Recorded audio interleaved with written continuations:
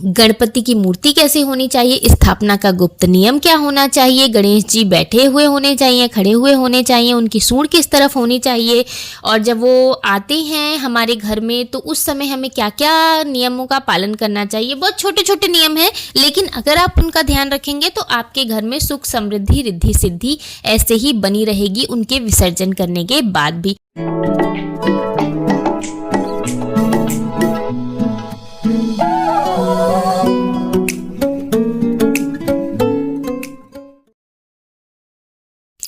जरा सोचिए दोस्तों, आपके घर में गणपति बप्पा पधार रहे हैं।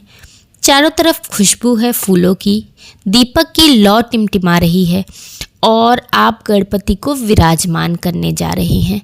लेकिन ज़रा रुकिए, क्या आप जानते हैं गणेश जी को बिठाने और विसर्जन करने के बीच बहुत सारे नियम ऐसे होते हैं जिनको हमें पालन करना ज़रूरी होता है, और वो नियम आज मैं आप लोगों को बताने जा रही हूँ ताकि इस साल जब आप गणपति जी अपने घर में लेकर आएँ तो वो अपने पीछे रिद्धि सिद्धि आप लोगों को देकर जाएं। तो इन नियमों को जानना आप लोगों को बहुत ज़्यादा ज़रूरी है, जो शायद आपने पहले कभी इस तरह से नहीं सुने होंगे। ये जो मैं आप लोगों को बताने जा रही हूँ नियम, ये नियम गणेश पुराण और शिव महापुराण में लिखे गए हैं। इस हिसाब से मैं आपको बताने जा रही हूँ क्योंकि हम जानेंगे इस पूरी वीडियो में कि गणपति की मूर्ति कैसे होनी चाहिए, स्थापना का गुप्त नियम क्या होना चाहिए, गणेश जी बैठे हुए होने चाहिए, खड़े हुए होने चाहिए, उनकी सूंड किस तरफ होनी चाहिए, और जब वो आते हैं हमारे घर में तो उस समय हमें क्या क्या नियमों का पालन करना चाहिए। बहुत छोटे छोटे नियम हैं, लेकिन अगर आप उनका ध्यान रखेंगे तो आपके घर में सुख समृद्धि रिद्धि सिद्धि ऐसे ही बनी रहेगी उनके विसर्जन करने के बाद भी। और इसमें क्लास में एक टिप्स भी दूंगी, अगर आप के घर में बीमारी या फिर कर्जा इस तरफ से कोई भी परेशानी चल रही है तो उसका निवारण इस गणेश चतुर्थी आप लोग कर सकते हैं। तो चलिए फ्रेंड्स, मैं हूँ अर्चना, आपकी होस्ट। मैं numerology expert, recce healer, law of attraction coach भी हूँ और वास्तु शास्त्र के थ्रू भी मैं आप लोगों को रेमेडी प्रोवाइड करती हूँ। तो अगर आप मेरे से कंसल्टेंसी लेना चाहते हैं तो ऊपर दिए गए व्हाट्सएप नंबर पर कांटेक्ट कर सकते हैं। तो चलिए आज की वीडियो शुरू करते हैं। तो सबसे पहले हम बात करते हैं कि जब भी गणेश जी हम लेकर आए तो कोशिश करें हमेशा कि वो बैठे हुए होने चाहिए, क्योंकि जब भी गणेश जी खड़े होते हैं तो उनका अर्थ होता है संहार करना, और बैठे हुए गणेश जी आपके घर में सुख शांति और समृद्धि लाते हैं। तो इसलिए जब भी गणपति की स्थापना करें, बैठे हुए गणपति की स्थापना करें। वैसे भी अगर हम कॉमन सेंस से भी सोचें तो बैठे हुए गणपति स्टेबिलिटी देकर जाते हैं, तो हमारे घर में सुख समृद्धि की स्टेबिलिटी होनी चाहिए, इसलिए हमें बैठे गणेश जी ही प्रेफर करने चाहिए।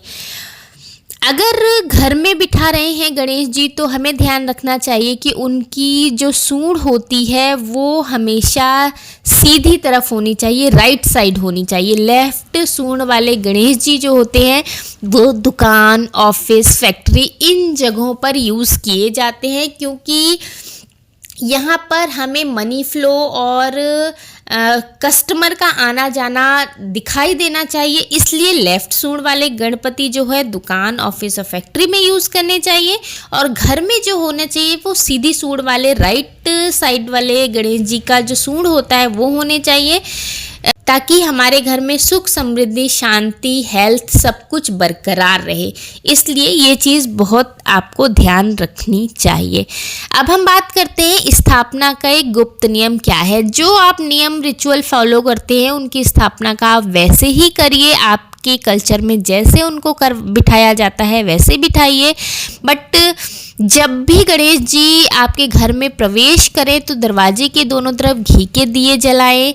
जो भी उनको लेकर आ रहा हो वो अपना सीधा पैर सबसे पहले अंदर रखे, और जहां मूर्ति बिछाएं, मतलब कि जहां पर आप मूर्ति की स्थापना करें वहां पर दीवार पर 2 बिंदियां जरूर लगा दें। एक हल्दी की लगाइएगा, एक कुमकुम की। अब इन 2 बिंदियों का क्या मतलब है, एक होती है रिद्धि, एक होती है सिद्धि। तो इन बिंदियों को लगाने से हम ये प्रूव करते हैं, ये हम पक्का कर लेते हैं कि जब भी गणपति बप्पा विदा हो तो रिद्धि सिद्धि घर में ही रहे हमारे। साथ वो उनके साथ ना विदा हों, इसलिए हम अपनी दीवार पे रिद्धि सिद्धि हल्दी और कुमकुम के बिंदी के रूप में रोक कर रखते हैं।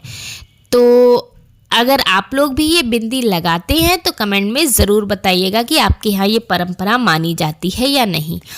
अब हम बात करते हैं आरती की। जब भी आप गणपति बप्पा की आरती करें तो उसमें जब भी आप धूप जलाते हैं, धूप जला के उनकी आरती करें तो उन्हें धूप वर्ण विनायक नाम से ज़रूर पुकारें, क्योंकि इनका एक नाम होता है धूप वर्ण विनायक, और अगर ये नाम आपने उनका पुकारा तो वो आपकी पूजा स्वीकार करते हैं। बस नाम लीजिए और गणपति जी आपकी प्रार्थना सुन लेंगे।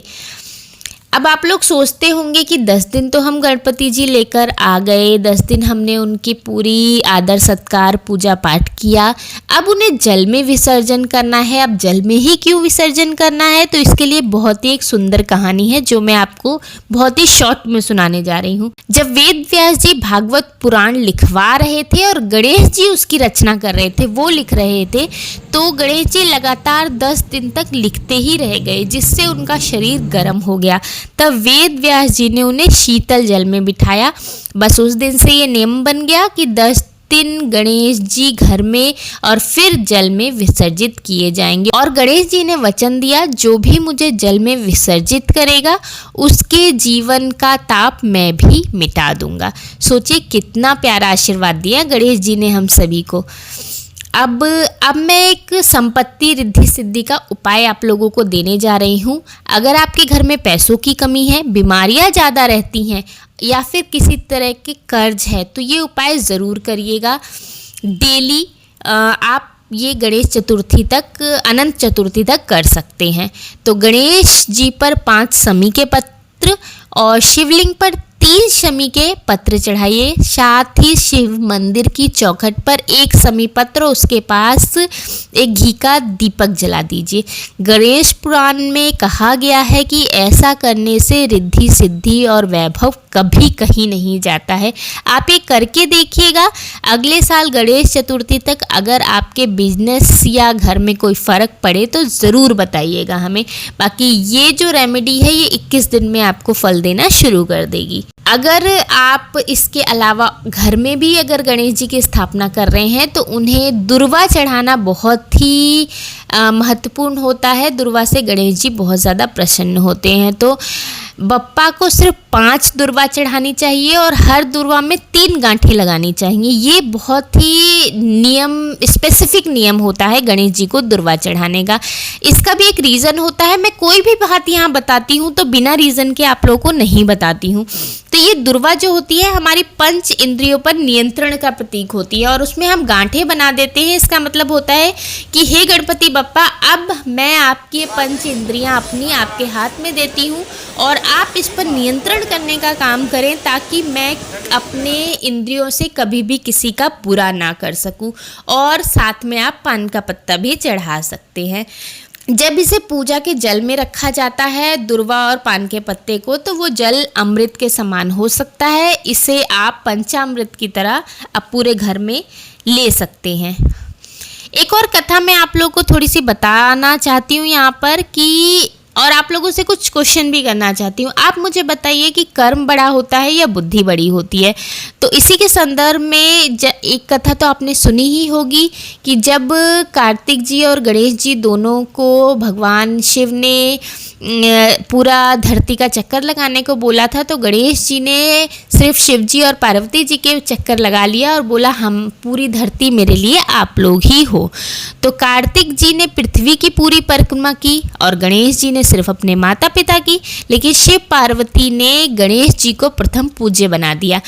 इस टॉपिक पर, इस बात पर कार्तिकी जी ने कहा कि मैंने तो कर्म किया और गणेश जी ने बुद्धि दिखाई, तो मेरे कर्म का कोई महत्व नहीं होता।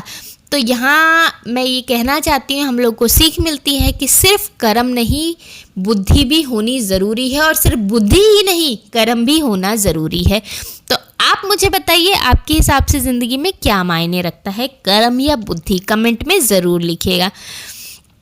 तो अगली बार जब बप्पा आपके घर आए तो ध्यान रखिएगा इन छोटी छोटी बातों का, क्योंकि गणेश जी सिर्फ सुख नहीं, रिद्धि सिद्धि और वैभव भी अपने साथ लेकर आते हैं। और मुझे आशा है कि इस गणेश चतुर्थी आपके घर में रिद्धि सिद्धि वैभव साथ में आएगा और हमेशा के लिए आ जाएगा, कभी नहीं जाएगा।